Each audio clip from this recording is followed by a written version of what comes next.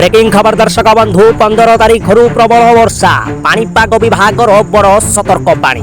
तो नमस्कार बंधुगण, आपण माने देखुछंती हमर चैनल। आजिर बड़ खबर को स्वागत। राज्यवासी आसी एक बड़ पाणीपाग सूचना। पाणीपाग विभाग अनुसार 15 तारीख राज्यर अनेक स्थान रे प्रबल वर्षा हेबार संभावना रही। बंगोपसागर रे सृष्टि हेउतिबा पाणीपाग परिस्थिति प्रभाव रे वर्षार परिमाण मध्य बढ़ी पारे। तो हाँ दर्शक बंधु, पाणीपाग विशेषज्ञ मानकर कहिबा अनुसार केतेक जिल्ला रे घड़घड़ी सह वर्षा, दमका पवन एवं केतेक स्थान रे अति प्रबल वर्षा मध्य होई पारे। नदी नाल एवं तलिया अंचल रे पानी जमिबार आशंका थिबारु साधारण लोकंकु सतर्क रहिबाकु परामर्श दिया जाउछि। दर्शक बंधु, चाषी भाई मानकु मध्य पाणीपाग को दृष्टि रे रखी चाष काम करने को कहुछि। माछ धराड़ी माने समुद्र को जिबा पूर्वरु सरकारी पाणीपाग सूचना निश्चय जांच करंतु। जदि आपणक अंचल रे भारी वर्षा हुए तेबे अनावश्यक घरु बाहर को बाहरंतु नाही। बिजुली घड़घड़ी समय गछ तले आश्रय नेबारु वंचित एवं स्थानीय प्रशासन निर्देश को पालन करंतु। एही पाणीपाग परिस्थिति उपरे आमे नजर रखिछु। दर्शक बंधु, पाणीपाग विभाग सूचना अनुसार उपकूल ओडिशा सह उत्तर और दक्षिण ओडिशार अनेक जिले में वर्षार प्रभाव देखा जाई पारे। केतेक स्थान में अल्प समय मध्य अधिक वर्षा हेबारु संस्था रास्ता घाट में पानी जमिबा, यातायात बाधा प्राप्त हेबा एवं निम्नांचल में जलबंदी परिस्थिति मध्य सृष्टि होई पारे। सेथिपाई स्थानीय प्रशासन को पूर्व प्रस्तुति नेबाकू कुहा जायछि। बन्या आशंका थिबा अंचल गुड़िक उपरे मध्य नजर रखा जायछि। आपण मानक अंचल में वर्तमान पाग केमिति अछि, वर्षा हेउछि कि नाही, कमेंट करी निश्चिंत भाबरे हमकु गोटिए जणातु।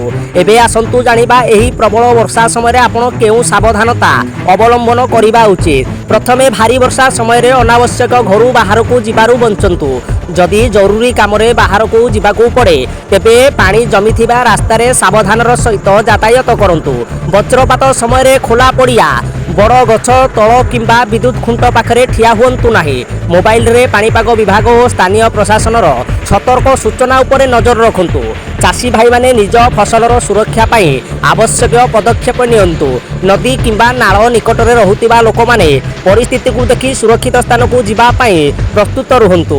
बंधुगण, एही वर्षा को नहीं राज्य सरकार और जिला प्रशासन मध्य सतर्क रहिछंती। आवश्यक पड़िले जरूरी सेवा टीम, अग्निशम बाहिनी और उद्धारकारी दल को प्रस्तुत रखा जिवो। जदि आपणक अंचल रे लगातार वर्षा हुए तेबे घरे पीवा पानी, टॉर्च, मोबाइल को चार्ज करी रखंतु एवं आवश्यक औषध पूर्वरु सांगरे रखंतु। अपवाहा उपरे विश्वास न करी केवल सरकारी पाणीपाग सूचना को अनुसरण मध्य करंतु। आगामी किछि दिन पाणीपाग रे बड़ परिवर्तन देखा जाई पारे। तेणु समस्ते सतर्क रुहंतु और सुरक्षित रुहंतु। एही खबर संपर्क रे आपणकर मतामत टिके मध्य जणाइबे। बंधुगण, शेषरे आउ गोटे गुरुत्वपूर्ण कथा, पाणीपागर पूर्वानुमान समय सह बदली पारे। तेणु 15 तारीख पूर्वरु एवं परे पाणीपाग विभाग पक्षरु जेउ नुआ बुलेटिन जारी हेबो ताहाकू निर्णय भाबे अनुसरण करंतु। जदि आपणक जिल्ला रे ऑरेंज किंबा रेड वार्निंग जारी हुए तेबे स्थानीय प्रशासन समस्त परामर्श को पालन करंतु।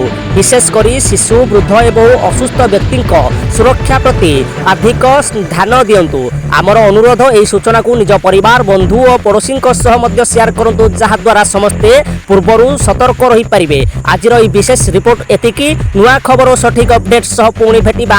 शेष पर्यंत समस्ते सुरक्षित रुहंतु।